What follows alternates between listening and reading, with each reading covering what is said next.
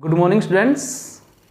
मैं कपिल भार्गव श्री राम क्लासेस बीकानेर में आपका हार्दिक स्वागत करता हूं।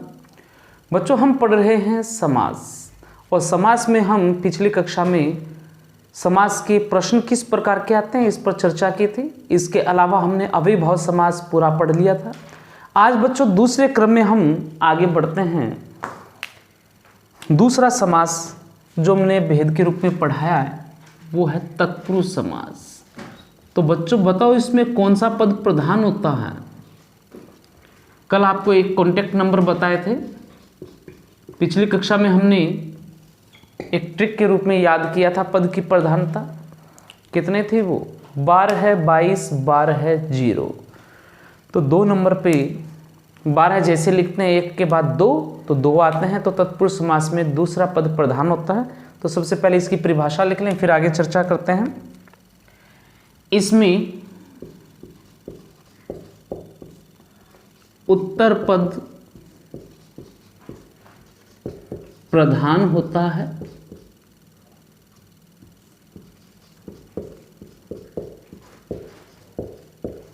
तथा दोनों पदों के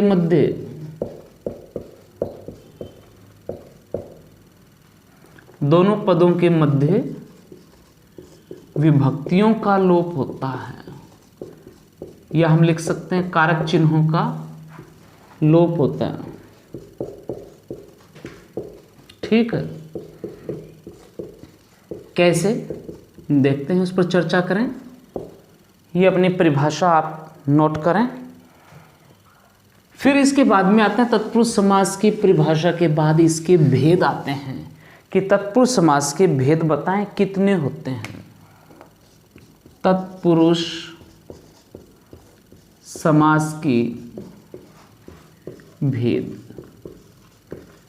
बच्चों 6 होते हैं। कौन कौन से होते हैं? पहले बात करें, आपको मैं पूछूं, कारक पढ़े हुए हैं आपके? कारक में आपने जरूर 8 भेद पढ़े होंगे। याद नहीं आ रहा तो मैं जैसे उदाहरण के तौर पर समझाऊं। आपने कभी ऐसे याद किया होगा, कर्ता ने कर्म को कर्ण से संप्रदान के, अब सब कुछ याद आ गया ना, बस वही कारक है। उन कारक में से पहले और 8वें भेद को आप हटा दो तो बाकी जो 6 बचेंगे वो तत्पुरुष समास के भेद होंगे। कौन कौन से? पहले कर्ता को छोड़ो, दूसरा कर्म है वो इसका प्रथम हो जाएगा। कर्म तत्पुरुष समास, ठीक है। दूसरा करण तत्पुरुष समास। तीसरा संप्रदान तत्पुरुष समास। चौथा अपादान तत्पुरुष समास। 5वां भेद आता है संबंध तत्पुरुष समास। 6ठा भेद आता है अधिकरण तत्पुरुष समास। बच्चों, इनका जो विभक्ति चिन्ह जिसका लोप होता है वो भी आपको याद रखना है। जैसे कर्म है, कर्म में कौन सा को विभक्ति होती है, इसका लोप होता है। करण में से या के द्वारा।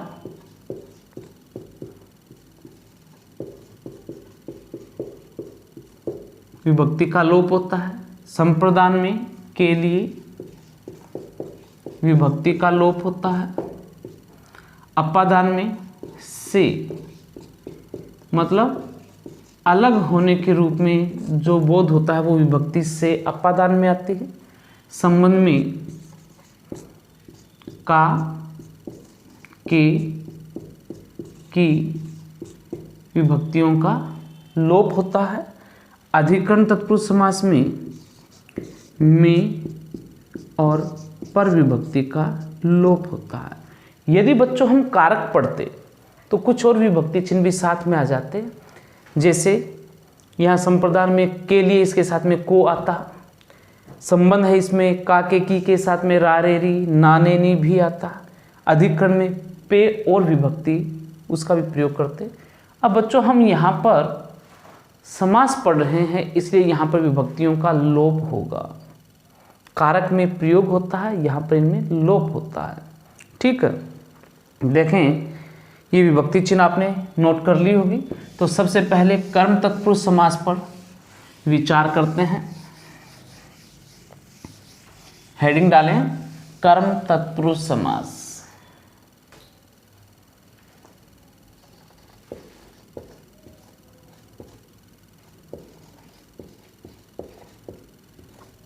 कर्म तत्पुरुष समास। बच्चों कौन सी विभक्ति का प्रयोग होता है इसमें? सोचें और बताएं कौन सी विभक्ति का प्रयोग होता है। को, बिल्कुल गलत। और बताएं। गुरुजी अभी तो आपने को लिखवाया था, बिल्कुल सही है बच्चों, लेकिन ध्यान से सुने। प्रश्न का रूप क्या है इसको अच्छे से पढ़ना है। मैंने पूछा है कौन सी विभक्ति का प्रयोग होता है। समास में विभक्ति का प्रयोग कभी नहीं होता, लोप होता है। कथन आया हुआ है, समास के संदर्भ में कौन सा कथन गलत है?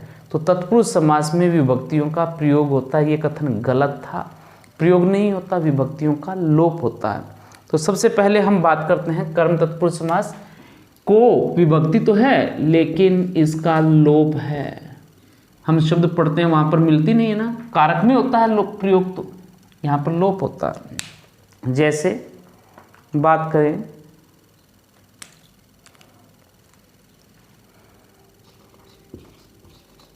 जेब कतरा, शब्दों को लिखते जाएं, ठीक है ना।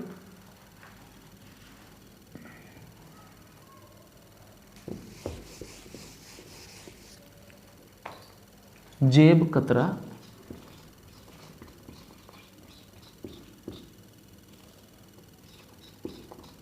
गगन चुंबी,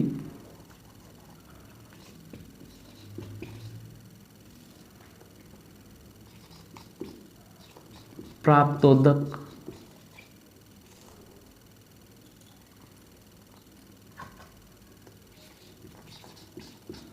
स्वर्ग प्राप्त,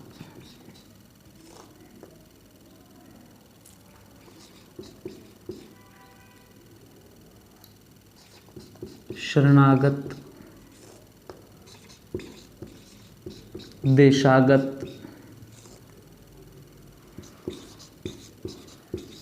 विदेश गमन,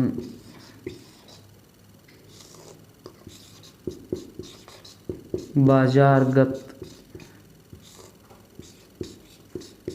ग्रामगत, हस्तगत, दिल तोड़,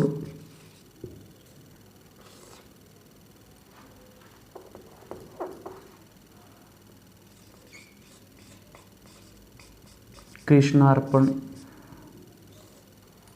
ठीक है, करते हैं इनका समास विग्रह। समास विग्रह करेंगे बच्चों तब को विभक्ति का प्रयोग यहां करना है। जैसे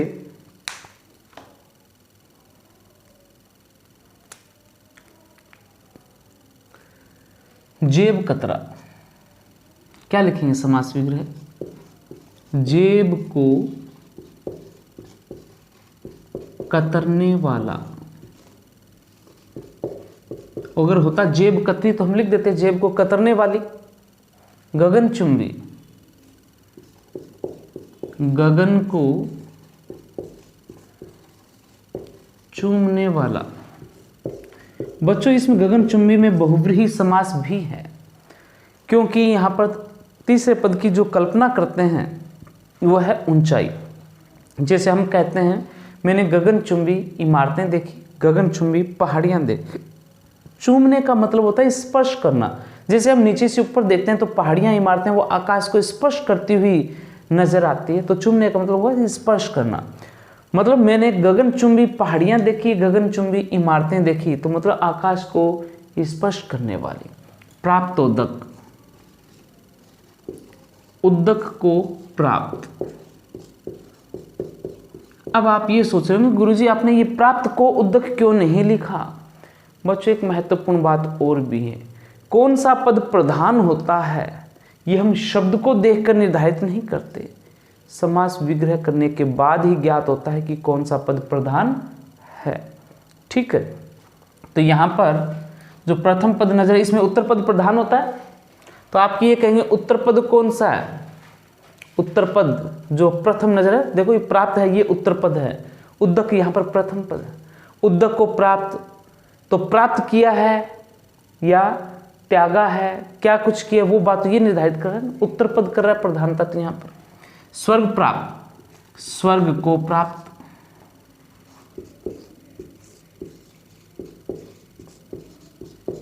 स्वर्ग को प्राप्त। शरणागत, बताएं क्या ये इसका उदाहरण है? शरण को आगत या शरण में आगत। कभी कभी बच्चों हमें ऐसा लगता है ये विभक्ति आनी चाहिए, जरूरी नहीं है वो आनी चाहिए, कोई जरूरी नहीं होती। तो शरणागत में आप ये सोच रहे हैं शरण में आगत, तो वो गलत है। यहां पर होगा शरण को आगत। क्या होगा? शरण को आगत। देशागत, देश को आगत, देश को आगत। आगत मतलब आया हुआ, आना या आया हुआ। विदेश गमन, विदेश गमन का क्या होगा? विदेश को गमन,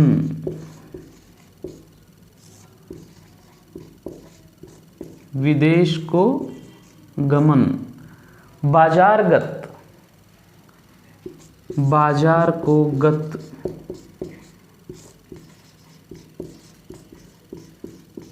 गत का मतलब गया हुआ, बाजार को गत। ग्रामगत, ग्राम को गत,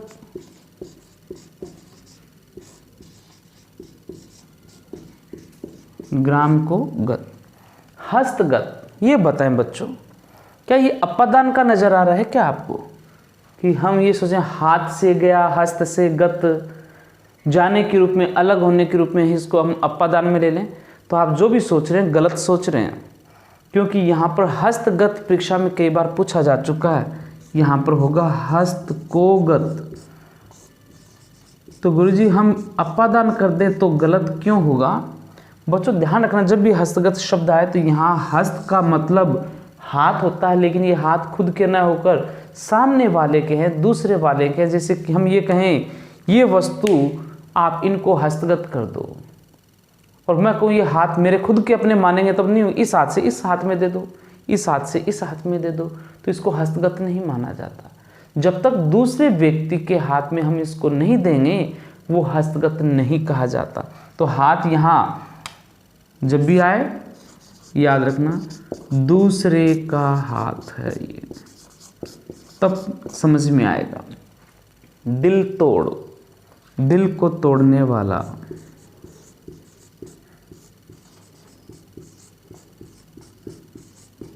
दिल तोड़, दिल को तोड़ने वाला। ठीक है, कृष्णार्पण का बताएं बच्चों क्या लिखेंगे? कृष्णार्पण, कृष्ण को अर्पण, बिल्कुल सही, कृष्ण को अर्पण। अब दो तीन महत्वपूर्ण शब्द और देखें बच्चों, जो प्रश्न इंपॉर्टेंट शब्द हैं, पूछे जाते हैं परीक्षा में। पहले तो ये सोचें क्या वो इसके उदाहरण हैं या नहीं है। है तो अच्छी बात है, नहीं है तो इसके उदाहरण क्यों नहीं है?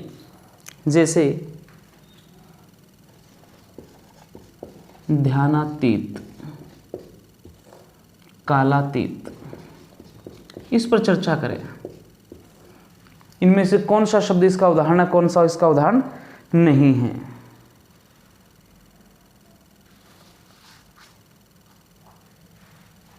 क्या दोनों इसके उदाहरण हैं? व्यक्तिगत, जातिगत, क्या ये भी इसके उदाहरण हैं या नहीं हैं?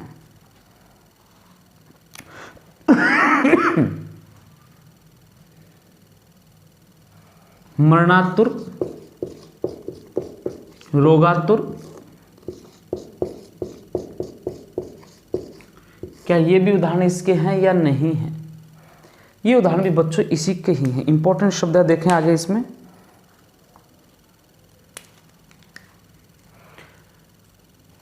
जब भी अतीत शब्द आता है, ये दो महत्वपूर्ण शब्द हैं यहाँ, इसी के लिए आता है। ध्यान को अतीत, ध्यान को अतीत,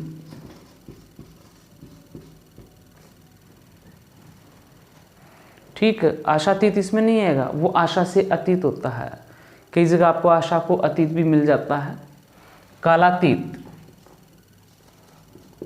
काल को अतीत। व्यक्तिगत, गत मतलब गया हो या जाना, व्यक्ति को गत। जातिगत, जाति को गत। मरणातुर का बताएं बच्चों, क्या लिखेंगे? मरण को आतुर, रोगातुर, रोग को आतुर। नोट करें इनको।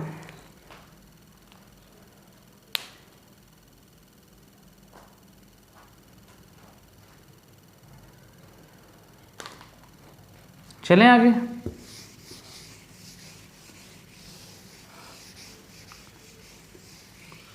कर्म के बाद आता है बच्चों करण।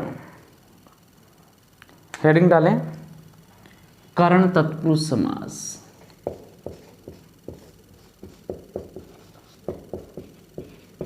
कौन सी विभक्ति का लोप होता है? से या के द्वारा विभक्ति का लोप होता है। से या के द्वारा, यानी इसमें से विभक्ति का भी लोप हो सकता है और के द्वारा का भी लोप हो सकता है। ठीक है, जैसे प्रकाश युक्त, रोगग्रस्त,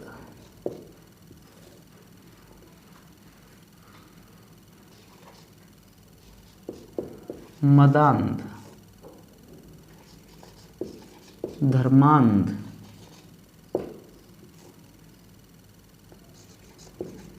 जन्मांध, ऋणग्रस्त।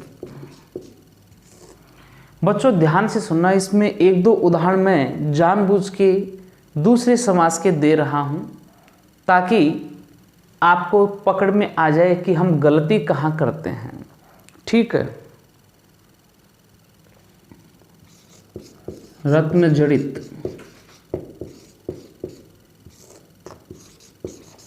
दयार्द्र लिखें,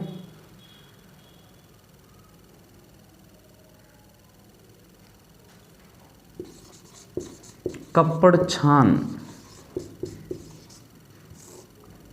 भड़भुंजा,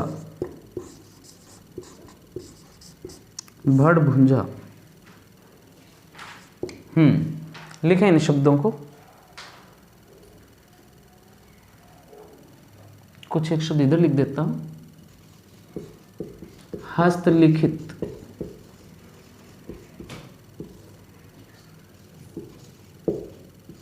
सूरदास रचित,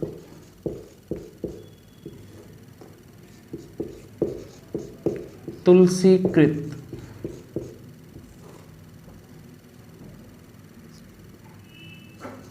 देव विरचित, देव प्रदत्त इत्यादि। इनका अगर समास विग्रह करेंगे तो क्या होगा? करते हैं समास विग्रह, चर्चा करते हैं इस पर।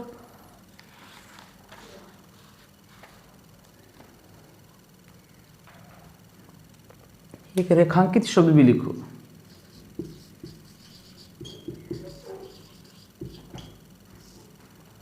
करें समास विग्रह। प्रकाश युक्त शब्द जो है, इसका समास विग्रह क्या होगा बच्चों? प्रकाश से युक्त या प्रकाश के द्वारा युक्त, दोनों लिख सकते हैं। प्रकाश से युक्त, रोगग्रस्त, रोग से ग्रस्त, मदांध, मद से अंधा, धर्मांध, धर्म से अंधा, जन्मांध, जन्म से अंधा, ऋणग्रस्त, ऋण से ग्रस्त, रत्न जड़ित, रत्न से जड़ित, दयार्द्र, दया से आर्द्र, कपड़छान, कपड़े के द्वारा छाना हुआ,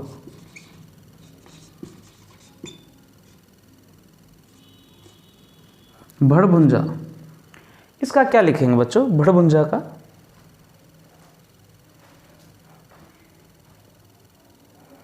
से या के द्वारा तो लगा ही सकते हैं। भड़ का मतलब होता है भाड़। भड़ क्या आता है? भाड़। और भाड़ किसे कहते हैं? हम एक कहावत में बोलते हैं, कोई हमारा कहना नहीं माने तो उसको कहते हैं जा भाड़ में पड़, बोलते हैं। भाड़ का अर्थ होता है भट्टी।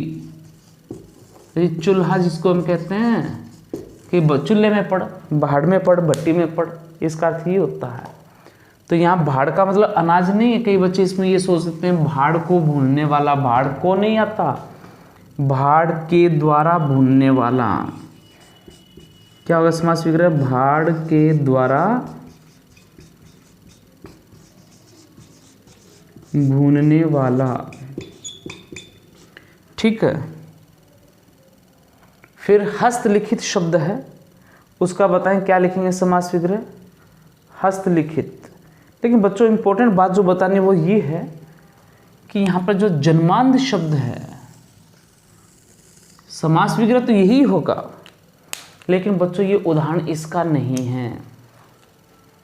मतलब कर्ण तत्पुरुष समास का उदाहरण नहीं है, ये उदाहरण है अप्पादान तत्पुरुष समास का। तो इसके आगे लिख लेना अप्पादान तत्पुरुष समास। गुरुजी ये बात समझ में नहीं, अप्पादान कैसे कर दिया इसको? क्योंकि अप्पादान में तो हमने केवल इतना ही समझा था अलग होने का बोध होता है, तो आपने भी ये समझ लिया आंखों से अलग होने का बोध हो गया। आपकी बात सोच के आधार पर तो सही है, लेकिन बच्चों अप्पादान जब कभी कारक आप पढ़ोगे विस्तार से तब आपको बताएंगे केवल अलग होने का ही बोध नहीं होता, और भी कई कारण होते हैं। तुलना की स्थिति से समानता की बात आती है, तुलना की बात आती है, उत्पत्ति की बात आती है, डर की बात आती है, छिपने की बात आती है, और भी ऐसे कई नियम लागू होते हैं, वो अप्पादान में ही आते हैं। तो यहाँ पर जो नियम लागू होता है वो आंख से अलग होने का नहीं है, निश्चित अवधि का नियम लागू होता है। मतलब अंधा तो है लेकिन वो कब से है? जन्म से है। अरे परीक्षा में जैसे ये प्रश्न आया हुआ है, और मान लीजिए जब आपकी परीक्षा में प्रश्न आ जाए कि अनिता सुबह से पढ़ रही है, अमृता सुबह से पढ़ रही है, सुबह से लेकर अब तक आपके दिमाग में दिया है सुबह से लेकर अब तक वो जुड़ी हुई है समय से पढ़ते हुए, तो करण होना चाहिए। जी नहीं, वो करण नहीं, अप्पादान है। सुबह से अब तक समय से जुड़ी हुई नहीं है, वो निश्चित अवधि बता रही कि कब से पढ़ रही है, इसलिए वो अप्पादान में आएगा। ठीक है ना, वो चीज़ें हम आगे पढ़ेंगे, अभी तक तो आपको इन्हीं को लिखना है। आगे उस उदाहरण उनके देखें। समास विग्रह हस्तलिखित। हस्तलिखित का समास विग्रह क्या करेंगे बच्चों? हस्त से लिखित या हस्त के द्वारा लिखित दोनों कर सकते हैं, जिसमें शुद्धता नजर आए उसको हम पहले लिखेंगे हस्तलिखित। हस्त के द्वारा लिखित, हस्त मतलब हाथ, हस्त के द्वारा लिखित। सूरदास रचित, सूरदास के द्वारा रचित।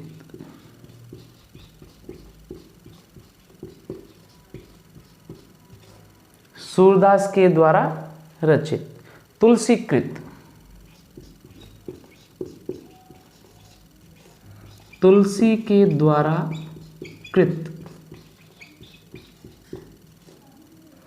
और देव विरचित, देव विरचित, देव के द्वारा विरचित। अब ये कहें गुरुजी विरचित क्या होता है?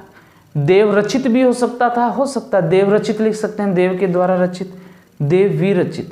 देव के द्वारा विरचित मतलब विशेष रूप से रचित। विरचित का मतलब क्या था? विशेष रूप से रचित। देव प्रदत्त, देव के द्वारा प्रदत्त। रेखांकित, रेखा से या के द्वारा अंकित, रेखा के द्वारा अंकित। नोट करें बच्चों।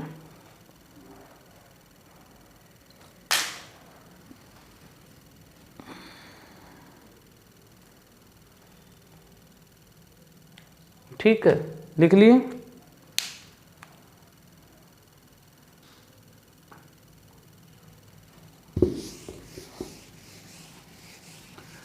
अब देखें तत्पुरुष समास करण के बाद एक बच्चों ध्यान से सुनना, इसमें विकलांगता वाली बात जब आए तो इसी में आएगा।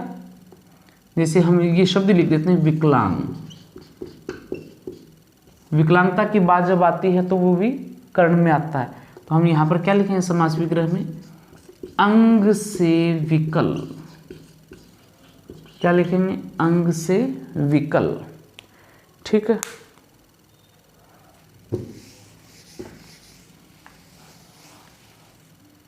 अब देखें आगे, संप्रदान तत्पुरुष समास। हेडिंग डालें, संप्रदान तत्पुरुष समास। इसमें बच्चों कौन सी विभक्ति का लोप होता है? के लिए बताया था ना, के लिए विभक्ति का लोप होता है। जैसे उदाहरण के द्वारा देखें,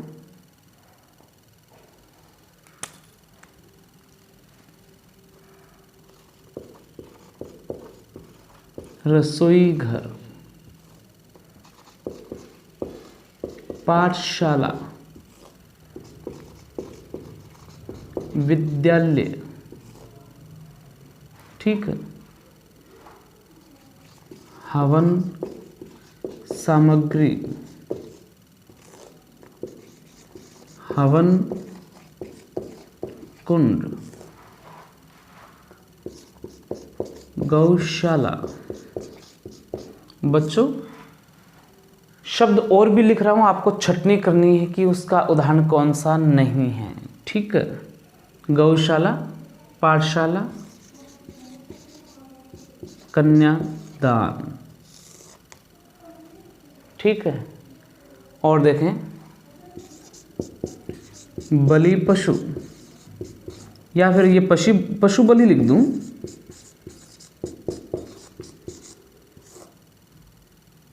इधर देखें, नर बलि, देव बलि,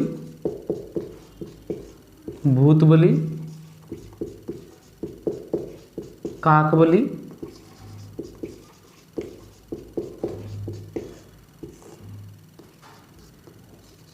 देशभक्ति,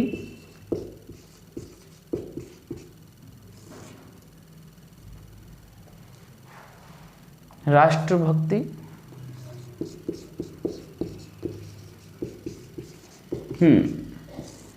लिखें इन शब्दों को।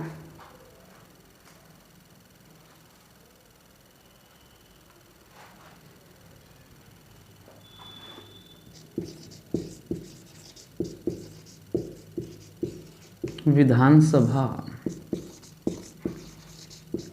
विधान परिषद, ये भी लिखे।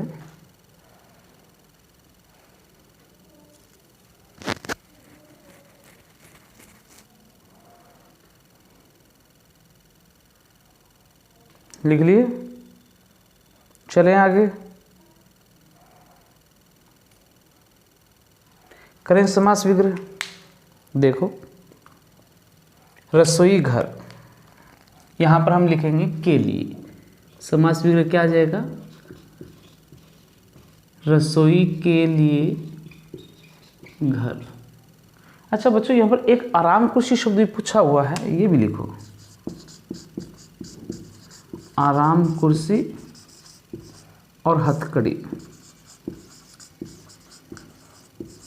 आराम कुर्सी और हथकड़ी।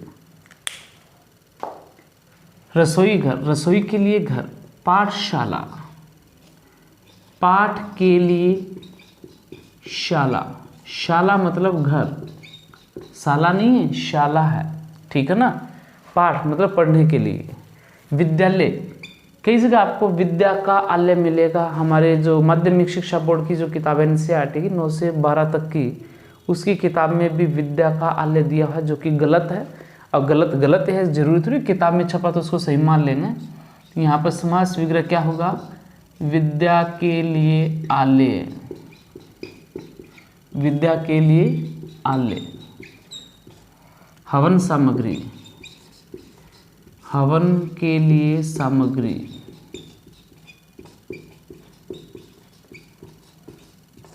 हवन कुंड, हवन के लिए कुंड। गौशाला, गौ के लिए शाला।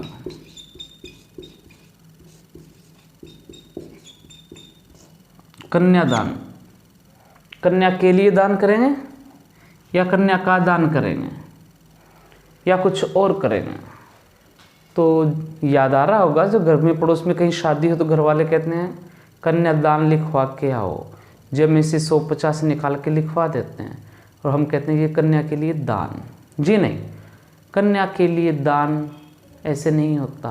कन्या का दान होता, जो एक रस्म होती है, और वो करने के लिए माता पिता को बड़ा जोर आता है बच्चों। तो कन्या का दान होता है, और का दान करेंगे, कन्या का दान। तो वो का के की आने के कारण किस में आ जाएगा? संबंध तत्पुरुष समास, ठीक है ना। संबंध तत्पुरुष समास का उदाहरण है ये, नोट कर लेना। बीच बीच में 1-2 मैंने जानबूझ के दिए ताकि आप लोगों को समझ में आए। पशु, बलि पशु, इससे याद है एक रेल भाड़ा शब्द भी आता है जी, रेल भाड़ा, ठीक है। हाँ, बलि पशु का बताएं, क्या लिखेंगे? बलि के लिए पशु, बलि के लिए पशु। पशु के लिए बलि नहीं, बलि के लिए पशु। पशु बलि का तो लिखें तो क्या आ जाएगा? पशु या पशुओं की बलि। और ये का के की आने के कारण यहाँ पर का के की का प्रयोग किया, इसलिए ये भी किसका उदाहरण हो जाएगा? संबंध तत्पुरुष समास, ठीक है। फिर देखें, इनको तो मिटा देता हूं। इधर शब्द लिखे हैं नर बलि।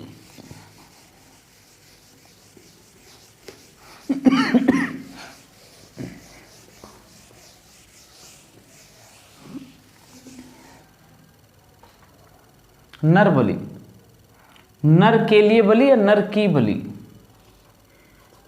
क्या लिखेंगे बच्चों?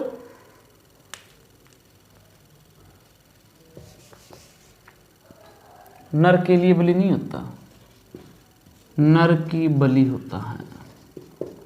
और काके की लगती है, किस में उदाहरण आ जाएगा? यह आएगा संबंध तत्पुरुष समास, ठीक है। देव बलि, यहाँ आएगा देव के लिए बलि, देव के लिए बलि। भूत बलि, भूत की बलि या भूत के लिए बलि? यहाँ भी के लिए आएगा, भूत की बलि नहीं दी जाती, भूत की बलि नहीं दी जाती, भूत के लिए बलि होता है। तो क्या लिखेंगे? भूत के लिए बलि। काक बलि, काक कौवे को बोलते हैं बलि, बलिदान देना।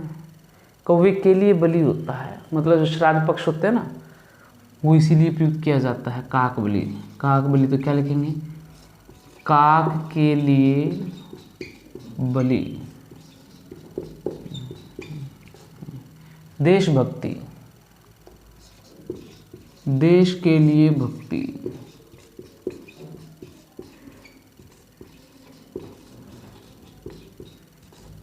राष्ट्रभक्ति, राष्ट्र के लिए भक्ति। विधानसभा, विधान के लिए सभा। विधान के लिए सभा। विधान परिषद, विधान के लिए परिषद।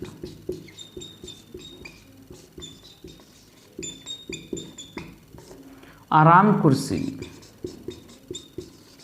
आराम के लिए कुर्सी। हथकड़ी, हाथों के लिए कड़ी। हथकड़ी, हाथों के लिए कड़ी। एक शब्द और है रेल भाड़ा, तो रेल के लिए भाड़ा। रेल भाड़ा क्या जगह, रेल के लिए भाड़ा। उम्मीद करता हूँ बच्चों जो आपको पढ़ाया जा रहा है अच्छे से समझ में आ रहा होगा। हमने पिछली कक्षा में अव्ययभाव समास पढ़ा। इस कक्षा में हमने तत्पुरुष समास शुरू किए हैं, जिसमें हमने कर्म, करण और संप्रदान, ये 3 हमने यहाँ पढ़े हैं। महत्वपूर्ण शब्दों के साथ जो परीक्षा में बार बार पूछे जाते हैं, और भी महत्वपूर्ण शब्दों के साथ आगे के तत्पुरुष के भेदों में मिलते हैं नई कक्षा में। तब तक के लिए धन्यवाद।